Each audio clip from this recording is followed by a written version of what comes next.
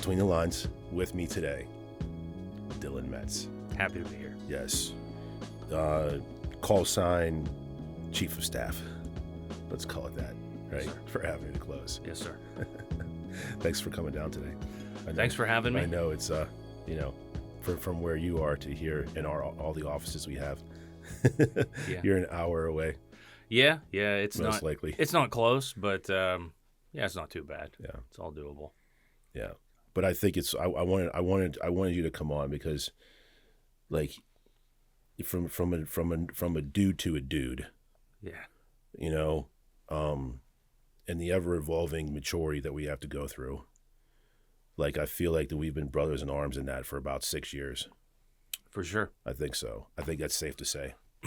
That's safe to say. I concur. I've shared on here quite frequently about my failures as a leader, right? In the sense of, coming to myself, right? So as that leader, we've talked many times about all of this. We have. You have to take if something is going wrong in the business or in your marriage or as a father or as friendships or whatever, right? You have to go, maybe I got to start looking at things differently, right? So so having you on is because, like, in that journey as like brothers in arms in this thing of real estate, it's you and who you are as a leader has made me a better leader. I appreciate you saying that. Yeah. And right back at you, sir. Yes, indeed. Thank you. So, over the course of, I'd say 6 years. I don't feel like, if I look back on my life though, I don't feel like there was ever a time you weren't there. In business anyway. Do you know what I mean? Yeah. Like, there's pushpin moments that go here, and then 2020, it's like, wait a minute, there's that time period. And I look back on that, it's like, that was from 2020 to now has been the most amazing growth for the company, but also for me as a leader too. I feel the same. It's unrecognizable, isn't it? What's for me started in 2020. Now I know for you, it was earlier than that. But what we had in 2020 is, I would say, almost unrecognizable to what we have now.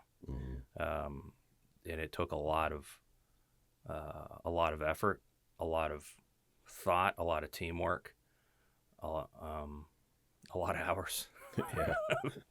But I think we've never been in a stronger position. And I feel that way personally too, as well as professionally.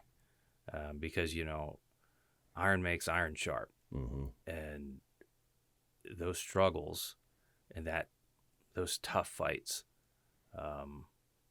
really, really sharpens your wit, sharpens your mind, gives you perspective. I know we jokingly refer to sometimes in the 2020 as the dark times. Sure. I know, but they weren't really that dark. It's just it's a matter of perspective, which I think is very important that everyone keeps in their personal and professional life. Is perspective is really the key. It's, where have you been, where are you now, and where will you be? And having that perspective allows you to reflect, make corrections as necessary, and then push forward and attack, as you know, is, I guess, my go-to word. Attack. Yes. Attack. Yes. So yes, I'm very proud of where we are. I'm proud of my part in it, and I'm very excited about the future. Yeah. I just said that on the last one here. We're always under the best is yet to come mantra. That's correct. You can look outward and go, okay, you pull in everything you've been through, and now now you have the hope, right? And without hope, we have nothing. Agreed. That's life.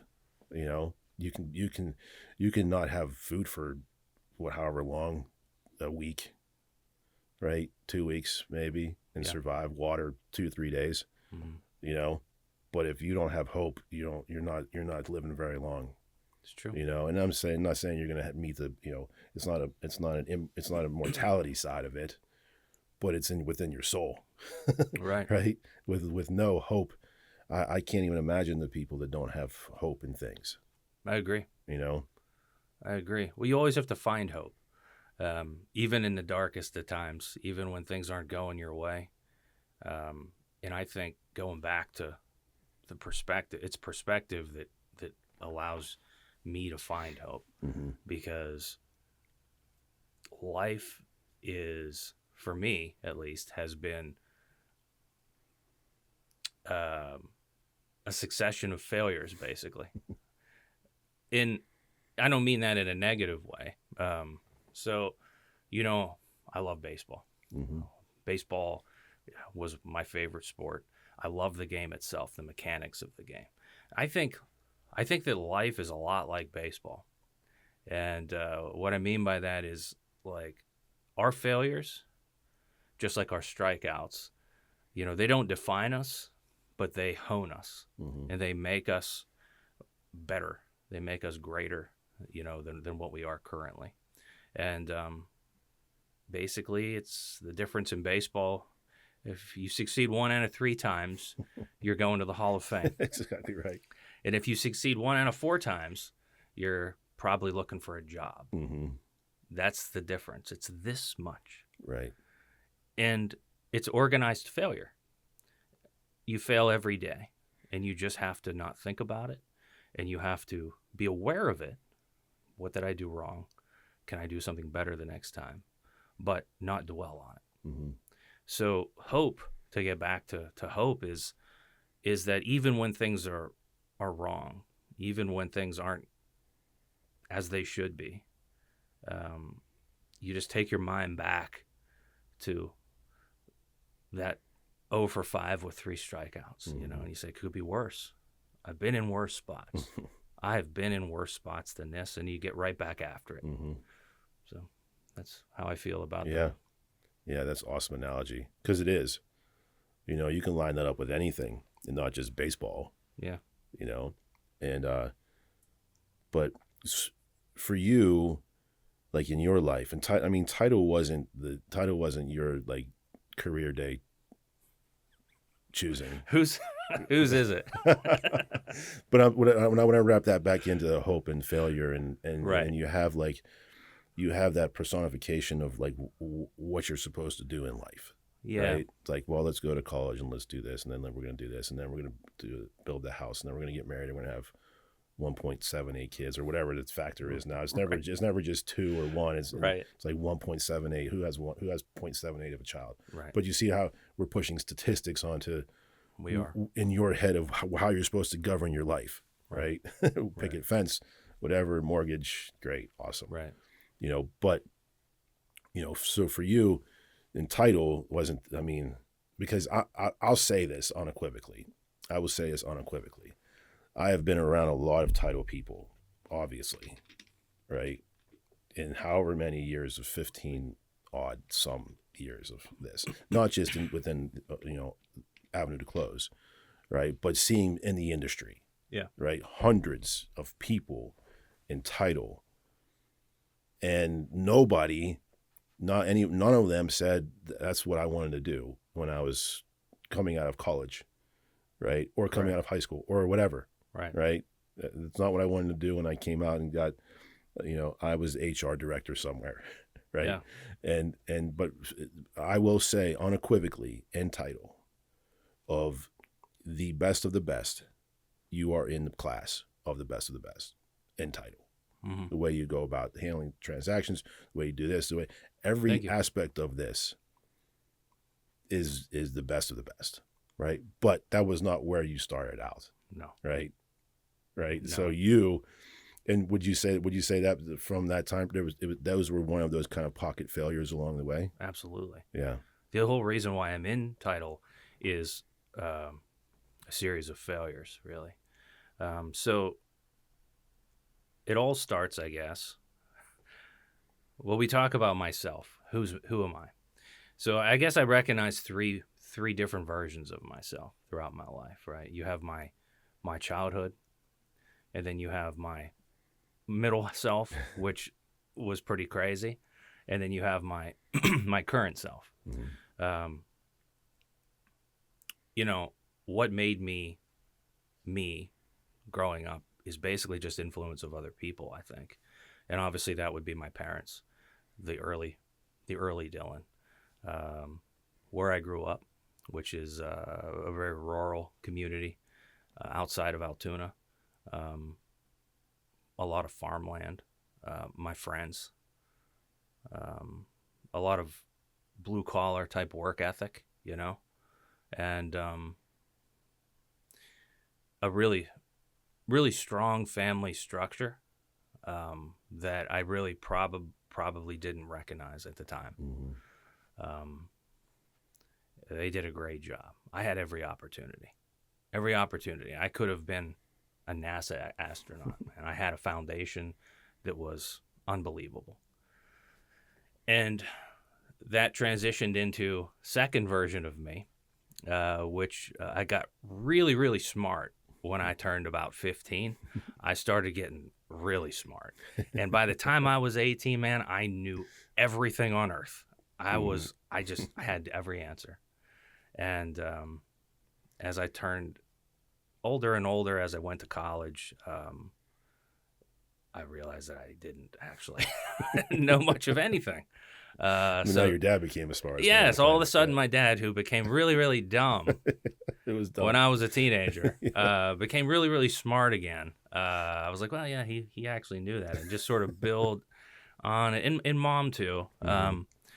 And that's I guess normal. I mean, I don't feel like that's really, really abnormal. I mean, I had goals, but there was a real disconnect in that part of my life. Even in my early life, the early version of me, but in the middle section, like the college section, there was a disconnect between what I wanted and what my actions were preparing me for. Mm-hmm. And, you know, I was blowing things off and doing enough to succeed, but not really. I was doing enough to be good, but not enough to be excellent, right. If that makes sense. Yeah. Yep. That goes across the board, from the sports that I played to the classes that I took to the necessary actions I needed to take to keep myself, you know, maybe out of a bar so often, so on and so forth. All fairly normal.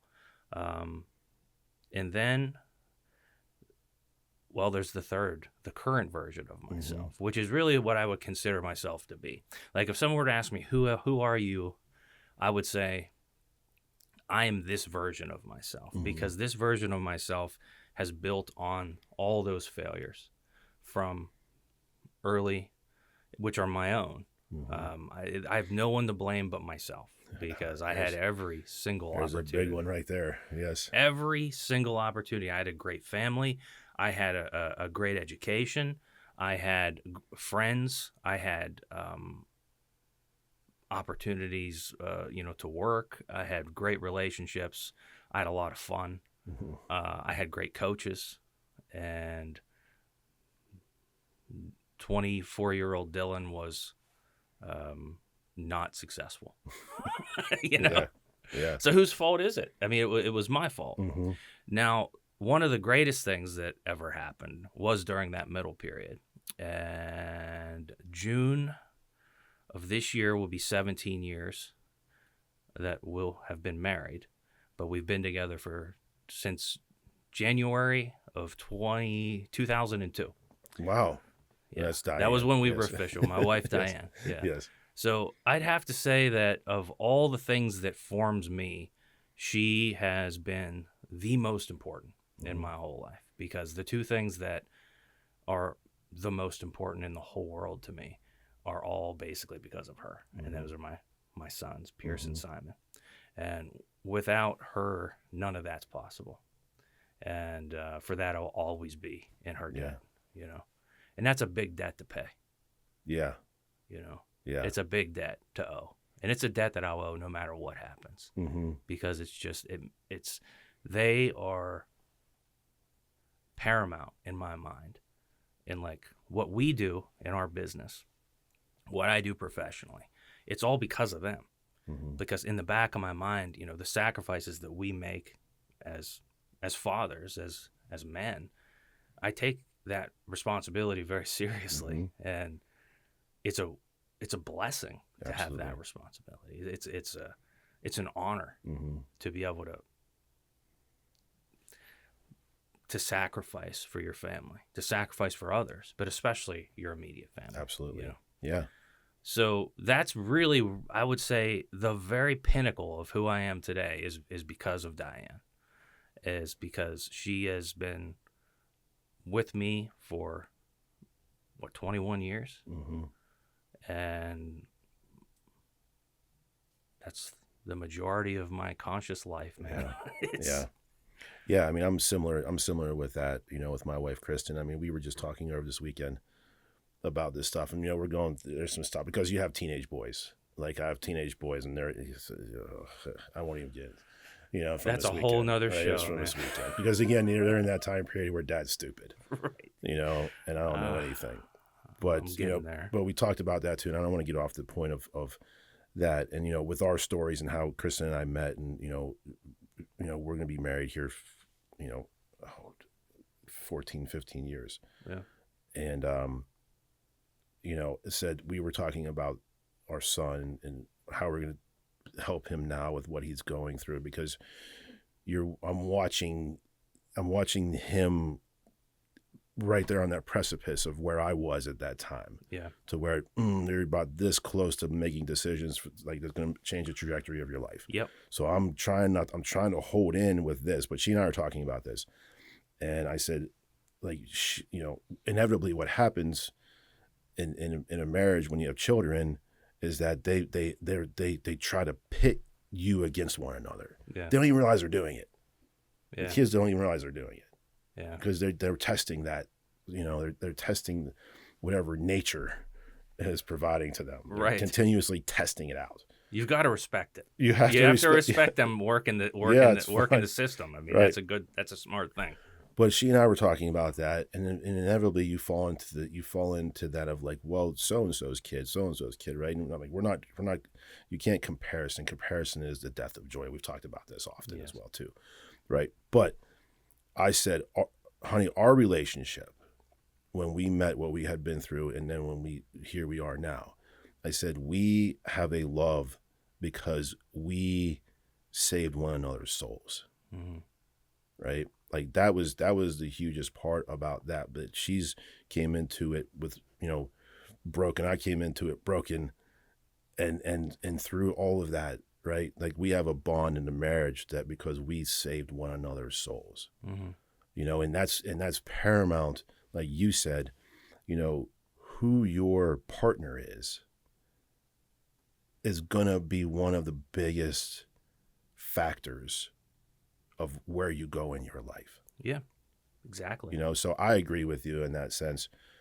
It's amazing because I mean, there's all those things over the years, right? Like behind every good man's a good woman, blah blah blah, blah whatever. Somebody says that, right? Yeah. Like Yeah. Women are like that. They're the most perfect creatures for what it's like. We're just walking around dragging our knuckles. If it wasn't for if I wasn't married now, or if I didn't have Kristen, I would just be dragging my knuckles in the woods and eating raw meat or something, because I'm that close to my Neanderthal cousins. Yeah. So she's refining me. Right? No, I agree. In that sure. sense. There's definitely truth to that. I mean, a true partnership is, and you hate to talk about it in such an impersonal way, but it's a partnership across the board. It's not, obviously it's love, it's financial, it's planning, it's time, it's two people coming together to make a better one person, and that's the key really has been for me, is because even since 21 years ago, when we're sitting at IUP, drinking and having a good time. I mean, hey, that's what we were in college, obviously you have plans in life, and nothing ever goes as planned. But through the good and the bad, you always have each other. And that's, to me, has probably, I can say without a shadow of a doubt, been the most important thing, is because there's always tomorrow when there's somebody like that on your side, Yeah. So, but now business wise, I was, I was on the 5-year plan at IUP, which, consisted, consisted of again, a separation between goals and actions. Goals, let's get out of here in 4 years. Let's go to law school as pre-law. Actions, let's go to the bar 3 times a week or more, and let's have fun. And that didn't line up. And to me, like the difference between words and actions, or goals and actions, is like some sort of variation of the definition of integrity, right? And I did not have a lot of integrity when I was that middle Dylan, that second version. Some things that I would talk and then I wouldn't act to follow up on. I wasn't completely irresponsible, but at the same time, you couldn't really count on me so much, And I regret that, but it helped me to understand how I need to change.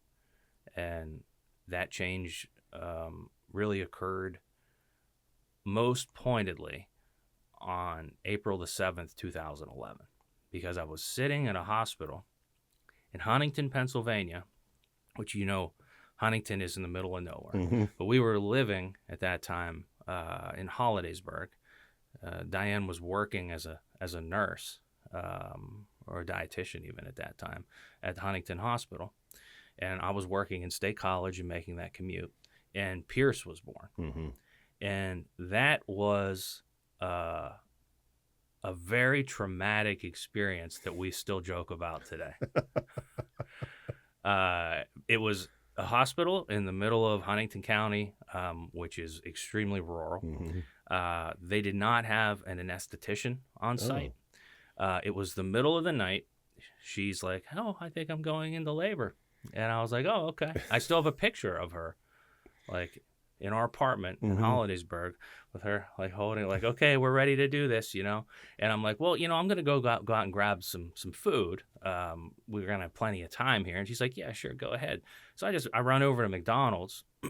I come back 15 minutes later, and she's like, ready to go. And I'm like, "Okay, everybody stop." So we get in my car, and we drive 30 minutes in the middle of the night to the hospital.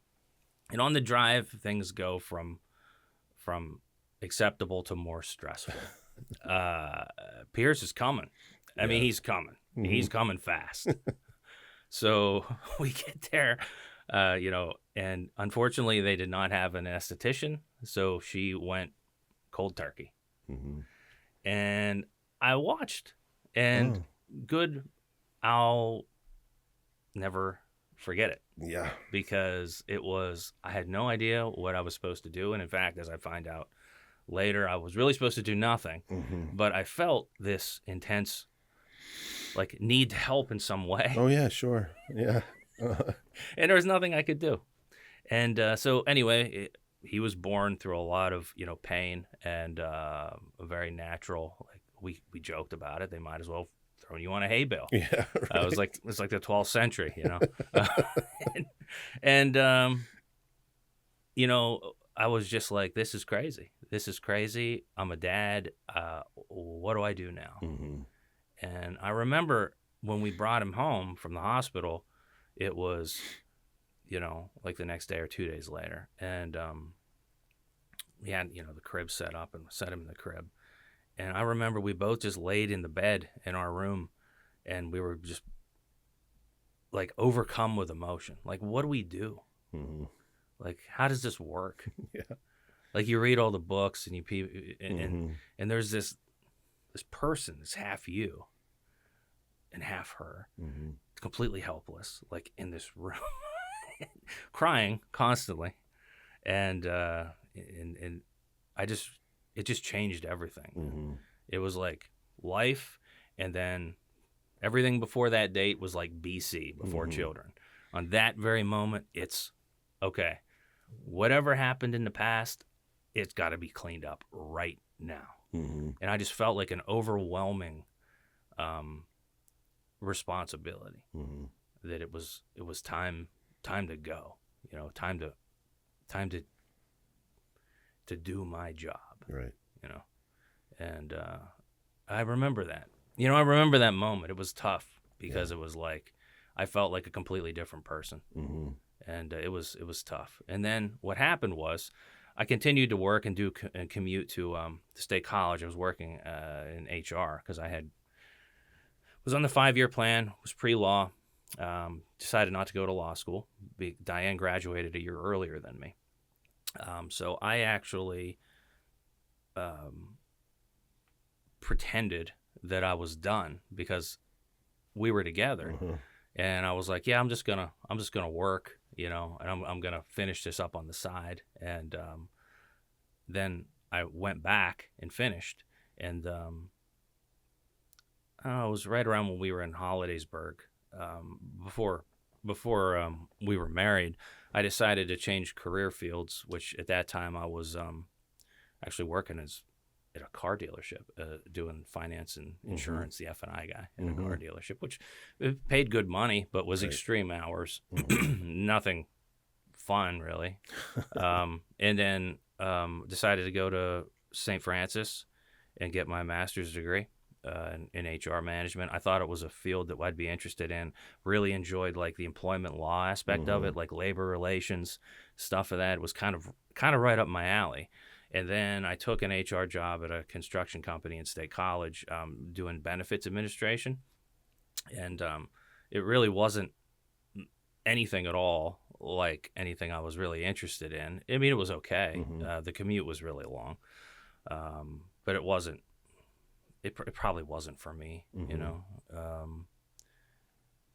but I can do it. I can do anything if I have to.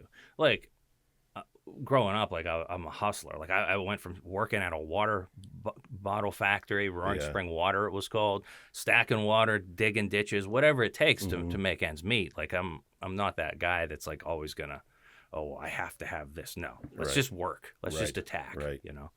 But at that point, when Pierce was born, she said, I don't want to raise him here. In the Hollidaysburg area, I want to go back. And she's from Moon Township.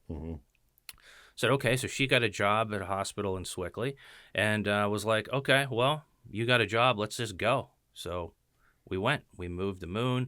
She was working there at the hospital. We got an apartment in Moon.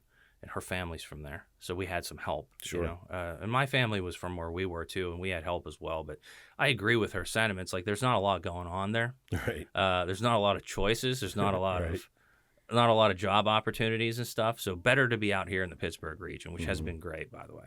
And moved out to Moon, and she's working at the hospital, and I'm like, well, I'm going back to my old attack, right? That's my default, just attack. All right, let's get a job. So I look for a job. I see a Service Link. It's a company called PowerLink, which is like, as I find out, is like a merger of Service Link and National Link or something. Right. They have a job for a title person. Like, I don't really exactly know what a title person is. Is it like a car title, like I used to deal with in F&I? Right. No, not exactly. But it said there were some legal attributes to it, which I was like, okay, well, and it's right up the road from me.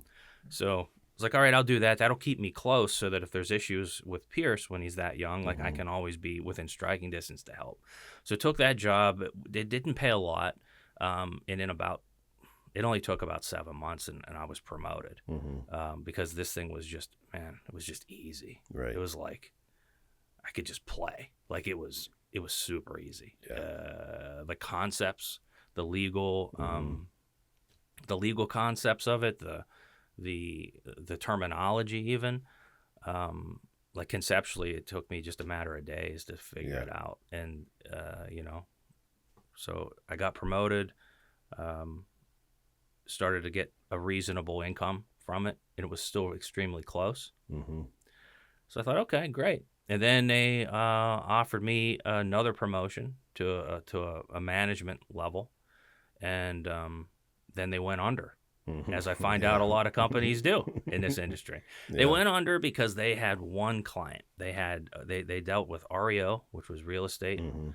owned foreclosures, and that particular client offshored all their business to Aquin, which does all their work in Mhm. like India and Mhm. Calcutta or somewhere.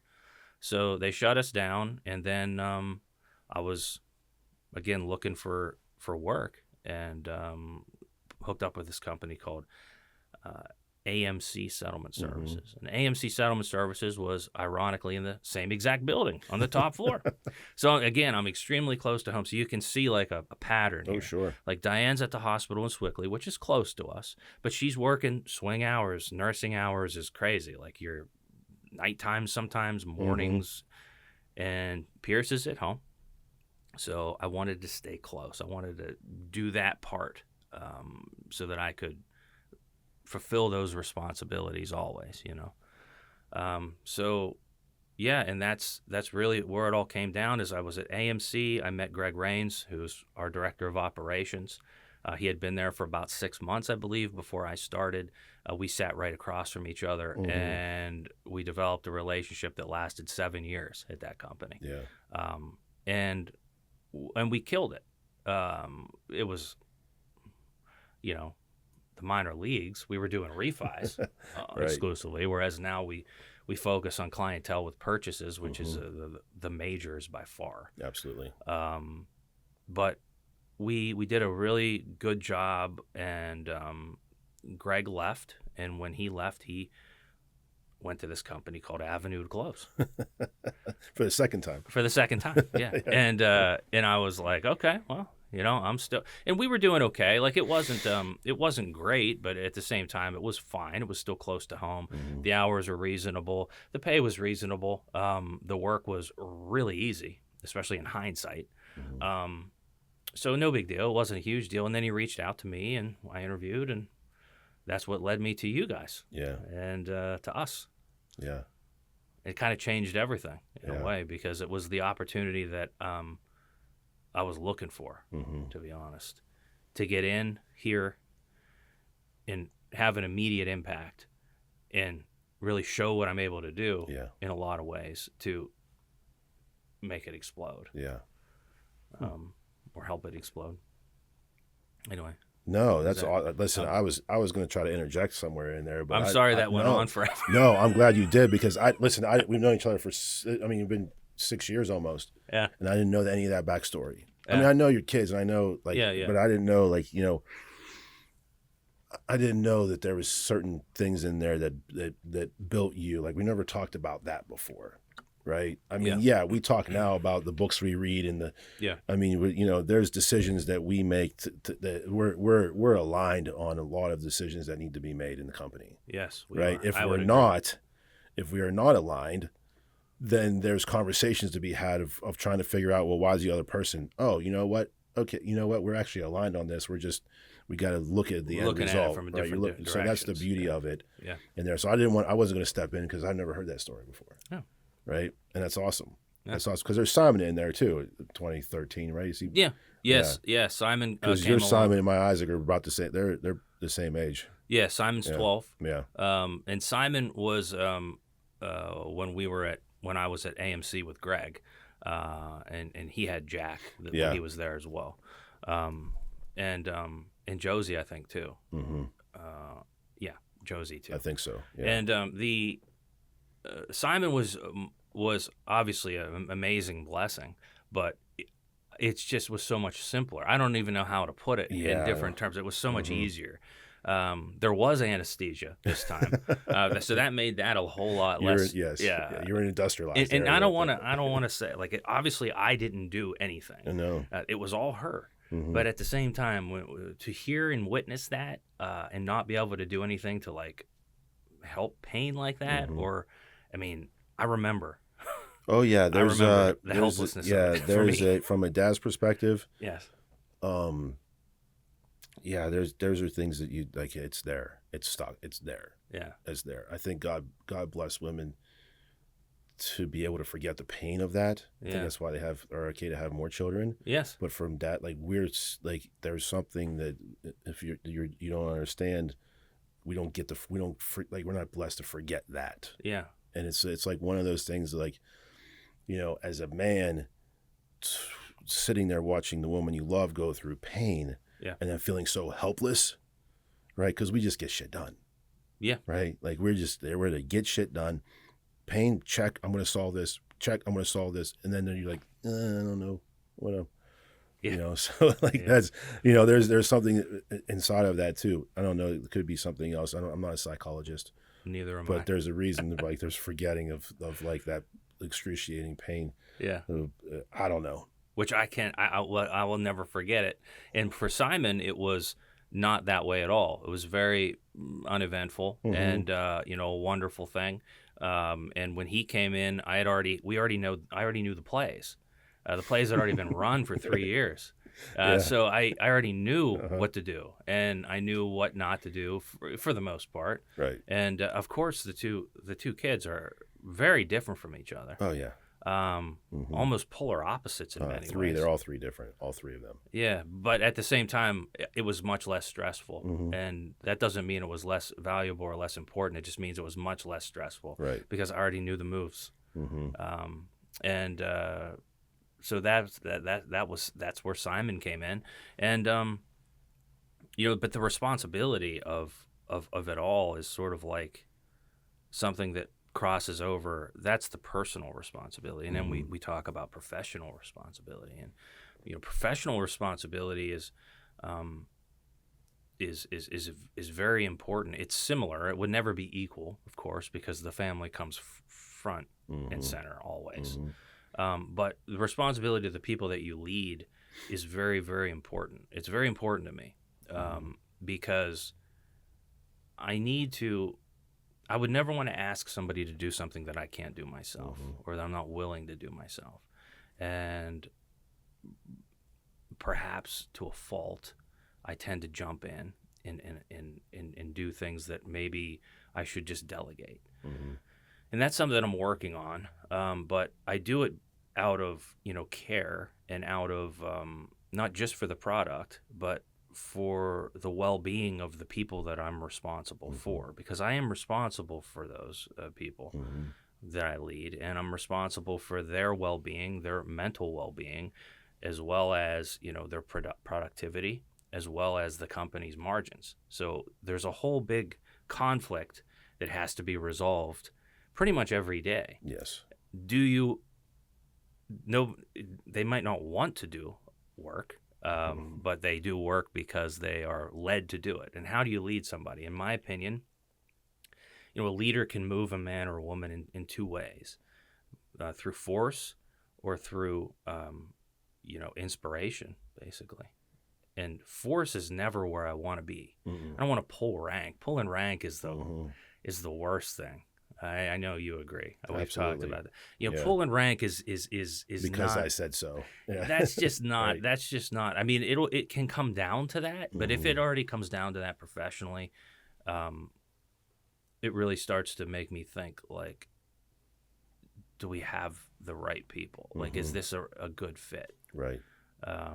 Because they have to have trust in me that when I'm asking them to do something that they don't want to do, that I'm asking them to do that because I don't have any other way. Right. There's no easier way to do this. This is the best way to win. And winning is what this is all about in life or in business. We have to win. The deal, the month, the week, we've got to win. And by me going out of my way to have their backs and support them, and them to be able to escalate stuff to me, and me to be able to solve the problem or just take it on solely myself, I feel like it's important to me because it gives me equity with them. Yeah, that's a huge factor there. I mean, the capital that you have as a leader, right? You said something there too, the inspiration side of it. Yeah. So the inspiration side of it with the force and the dichotomy of those two things, how do you push but not force, right? How do you inspire without enabling. You know, true. so there's always this back and forth between those things, because, you know, every decision that you make as a leader, right? Whether you own a business, whether you're a high school football coach, whether you're a dad, whether you're whatever in your life, Yep. right? Everything that you do is either a subtraction or an addition to that capital. Yep. Right? There are people that have reverse mortgages on integrity. Mm-hmm. Right? They just keep borrowing. Mm-hmm. And there's no sound. I feel bad for those people. Yeah. I feel bad for those people that have no grasp on, like, just drilling it down and stopping, because you're just consistently going and being transactional in that. So, Yeah. you know, and not to you know, digress or anything else, but, you know, in the leadership side of it, in the capital, it comes that, again, juxtaposition of spending that capital for what purpose. Right. You know, and then again, a lot of that is with the enabling side of it and the inspiration side of it. I too will not have my people do things that I'm unwilling to do myself either. Yes.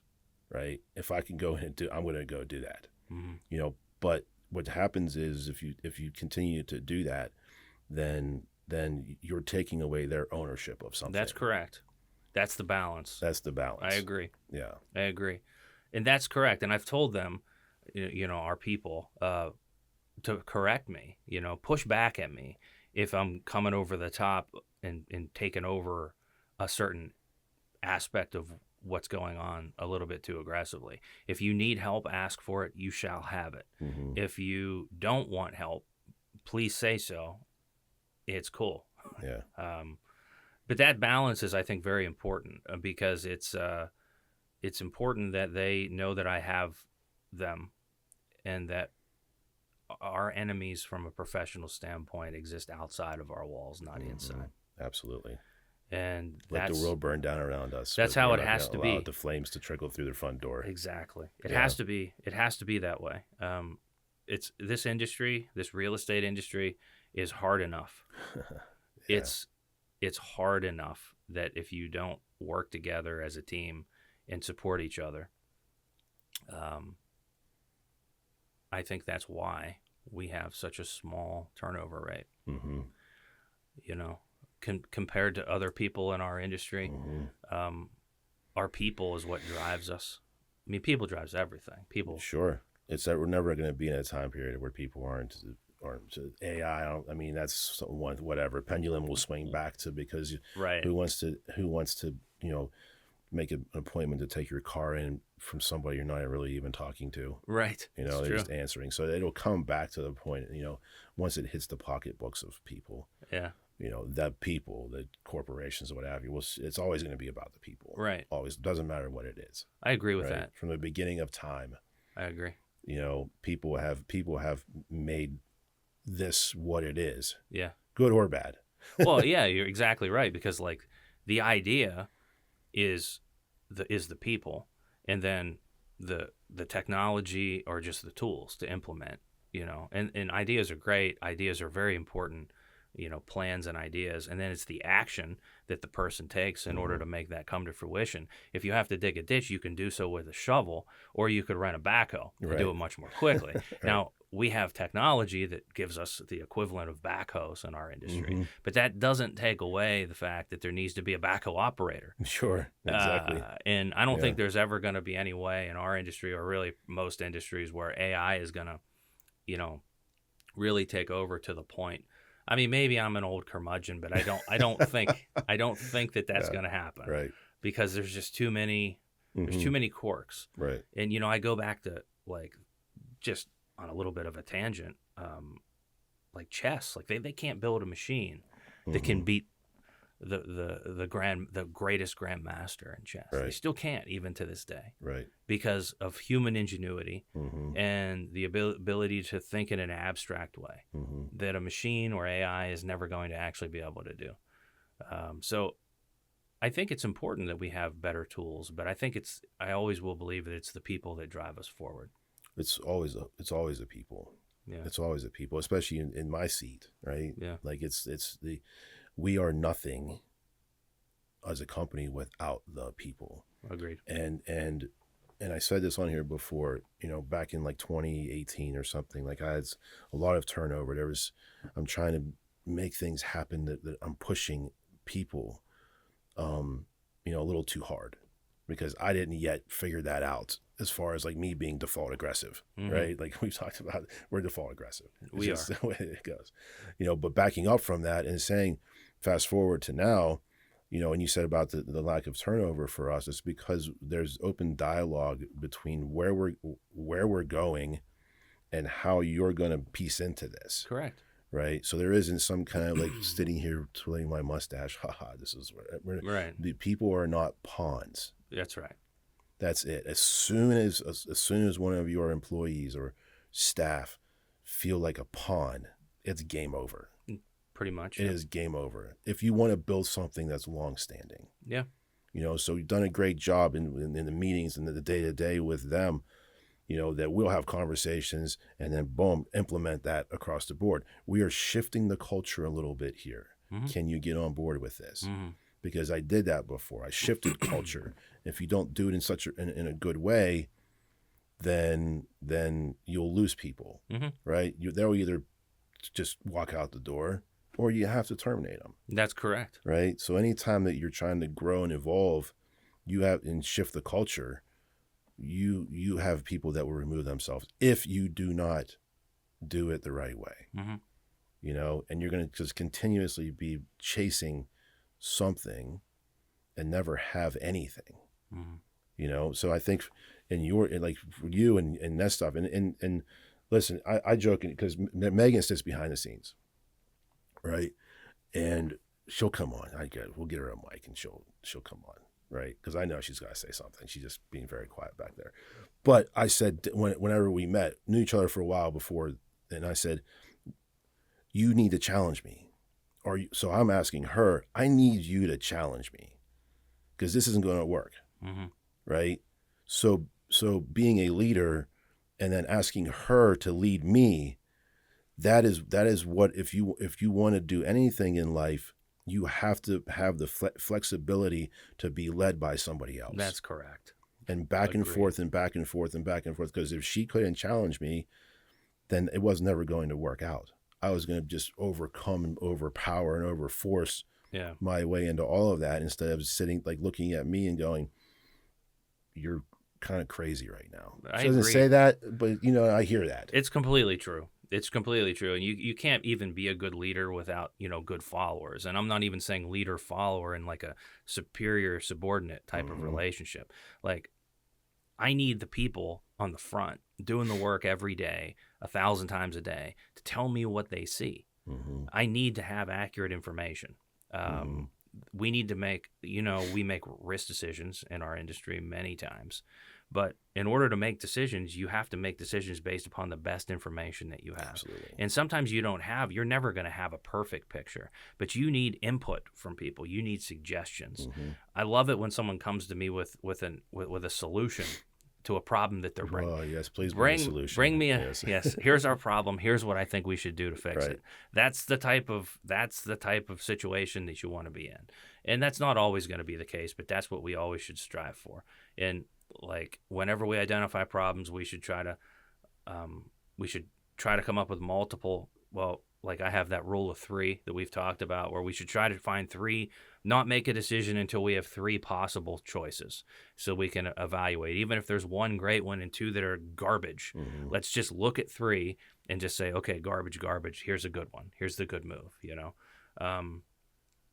But that's exactly right. We need input. We need good followers who have ownership and who understand that we're a team and that their ideas are valued, and in many cases their ideas are better than mine.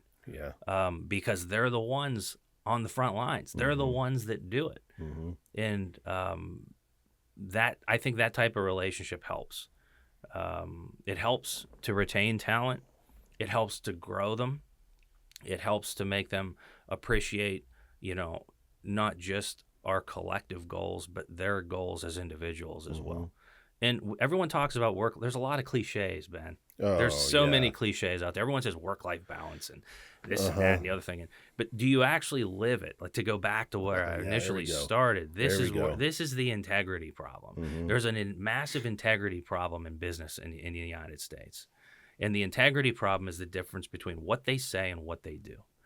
And what they do is very little. And then they talk. They say work-life balance. But when someone comes to you and says, "Hey, my kid has a baseball game today at 4:00," my answer is go. Mm-hmm. My answer is go. Yeah. Just go. Absolutely don't miss it. Mm-hmm. And am I in the office late covering for the work? Absolutely. What if my kid has a baseball game? Well, then the work can wait until the baseball game is over. And then at 7:00, I'll hop on and I'll do the work. But the fact of the matter is that you have to actually live it. And you can't just talk the talk. You have to walk it. Mm-hmm. And you can't make plans and have strategies and then not take steps to implement it in a collective way. One of my favorite quotes that I think about all the time, I use a lot, which you know, is that everybody has a plan until they get punched in the face. Absolutely. And that's Mike Tyson. Mm-hmm. And Mike Tyson is a brilliant man, because that quote that quote is perfect. Everybody's got a plan until they get punched in the face. So we have to, planning is great. Ideas are wonderful. How do you implement it? How do you actually get in the arena and get that conflict? Because everything is a conflict. Mm-hmm. Everything is a conflict in life. From why should I come to work tomorrow to why should a company not fire you today? Yeah. Everything is a negotiation in a way. Like, you have to just accept the fact that there is no fear. There's no reason to be afraid. That if somebody has a dispute or if somebody wants to discuss something, get in the arena and have the discussion. Mm-hmm. Let's work it out. Let's work it out. Your payoff is short. Not to bore viewers with our details of our job. The payoff is short. For example, I'm going to lose $30,000. Well, okay. Well, how about you make $120,000 today, right, and then chase this person for the remaining $30,000 that he owes you over the course of the next few years? How does that sound? Well, okay, I'd consider it. How can I chase him? Well, let me get you in touch with an attorney. Absolutely. So you have to find those wins. We always have to be winning. We have to find the path. Yep. And exhaust all options. Exhaust all options. That's the thing. And is that cliche? Maybe. I don't know. Somebody else has said that several times. Yeah. But it doesn't matter to me. You said something very important in there. And even, you coach sports. I coach sports. I mean, if I have my 10U football team, which I haven't coached 10U for a while, but it's like if I'm working on, like, we're not going anywhere. My offensive linemen now, they're 10 years old. And like, I pull 5 of my dudes in here, right? Calling them my little tiny hogs, in the trenches. Because that's what it is. Remember the hogs from back in the day, the Washington Redskins, or the Commanders, whatever. I'm not getting into that. Give me the They were Redskins then. So right, but Redskins. I pull them off and like I'm like, what are you seeing? What are you seeing right now? Like, I need you 5 to tell me what you're seeing. Yeah, because I got to make changes here, right? What do you see? Are they filling up the A gap? Are they in the B? Are we sending the backer in the B? Are we stunting here? I tell me what you see. Yeah, and there have been years where I have that group. We'll sit. They can. But I got this and I got this. I'm like, cool. Guess what? We're going to shift down right here. This is what's going to happen. I need you pulling this way. I can do that. There are some years where it's like, I see butterflies. Like, oh. Well, this guy was in front of me, and he came towards me. He was in front of me, then he wasn't in front of me. Yeah, that's because he went behind. He went through you. Yes, because he put you on your back. Yeah. So like, doesn't matter if you're coaching that, or you're a CEO in charge of 6,000 people. Yeah. Like it's the same thing. Yeah. Right. And then conceptually, you exhaust all options in that stuff. So. Drilling it down for them, you have to have those people who are going to be giving you the positive feedback. I agree. Right. But you also, as a leader, have to make sure that you're not upside down on your capital. Yeah. Right. Because it doesn't matter. There is nothing that's going to save anything. Right. Whether it's, the limited going bankrupt. Right. There's nothing that's going to save that organization. right? What happens, the head coach gets fired because there's nothing they can do anymore. So it's a really just shift into all of that you're right there. You can either get out of the quicksand or be a victim of it. Well, it's good. It's a good saying. Yeah. I mean, that's it. And exhaust all options. Yeah. That's, we could talk about so many things, right? We Yeah. share the love of Teddy Roosevelt. We share, in reading all those things. I mean, if you deciding that day, Pierce, born April 7th, 2011, is that what you said it was? Yep. Yeah. Like you made that, there was something that happened right there. You saw it. Yes. Something here changed. That's correct. But you didn't just the next day go out and be this super Dylan. No. There was the tomorrow, there was the day after, there was the day after, the day. So you lived your life in 168 hour increments, That's which correct. is 1 week. We don't get any more time. Nope. You have 168. Everybody's got 168. It didn't just happen for you. You had that response, but yet the next day you weren't super Dylan. No. So you had to go through whatever steps you had to go through every single day of your life, and leading into now. That's correct. Of which, ironically, well, not ironically, factually, I'm still not super Dylan. No. Because every single day is an opportunity to get better, reflect on mistakes, try to treat somebody a little bit better, maybe be a little kinder, maybe show a little empathy, which is something I've been told I kind of lack to some degree. I don't know that I agree with that, but it's all work in progress, isn't it? I mean, that's what life is. It's like a baseball game. You just got to get back in the cage and keep swinging. Back in the batters, but you get that high fastball under the chin and knocks you down. You got to get right. You got to get up, man. You got to get up. You got to keep going. Keep swinging away. Yeah, just keep taking your cuts. You can't. That's the attack. That's the default aggressive. Right. You can't hit what you don't swing at, and you got to go for it. Yeah. And strategically, some of the best feedback that you can ever get is from a conflict. I believe that. When people are emotional or there's a lot at stake, you can get the truth. And everyone has a shield up, right? They have a shield, and it's hard to really get to what the real concern is or what the truth is. But once the emotions go, the shield comes down, and then you really can get in the arena, as I call it. You're in the arena. You're there. You're in the conflict, and in that conflict, you get more feedback, more informational feedback from the person who you're at odds with than at any point prior to that. And that's how I believe that problems get solved. That's how negotiations are best had, is that you engage, you attack, and then through that you work out a middle ground that's acceptable to everybody. That's what we're in the business of. We're in the business of wins for all. Right. And the trick is figuring out how to make that happen. How does the employee win and the company win?